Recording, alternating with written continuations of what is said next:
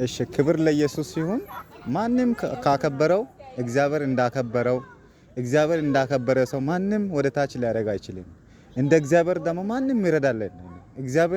እግዚአብሔር አንድ ሰውን ማገዝ አንድ ሰው መርዳት ከፈለገ ያ እግዚአብሔር መንፈስ ቅዱስ ካለ ማንም ያ ሰውን ያለው መንፈስ ቅዱስን ሊነጥቅ አይችልም። እግዚአብሔር ያለ ሰው እንደ ማንም አይደለም። አያችሁት? መዝሙረኛው ዳዊት እኮ እኔ እግዚአብሔርን ሁሉ ጊዜ ይባርካለሁ አለ። ለምን? ሁሉ ጊዜ እግዚአብሔርን ባርኩ። እግዚአብሔር ደግሞ 2018ን የመከናወን የስኬት የአብሮነት የሆነ እግዚአብሔር በቃ የእግዚአብሔር ዓላማ ውስጥ አትግቡ።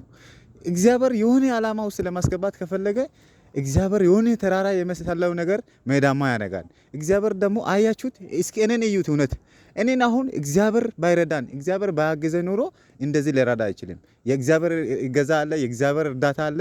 የእውነት እግዚአብሔር እጅ አለ። በቃ የእውነት የእግዚአብሔር እጅ አለ። እግዚአብሔር እጅ ሲኖር በቃ አንተ ተራራው ሜዳ ይሆናል።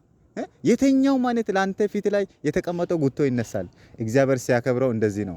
አያችሁት? አብርሃምን እግዚአብሔር 75 ዓመት ውስጥ እግዚአብሔር ቃል ኪዳን ገባና 99 ዓመት ይስሐቅን ሰጠ።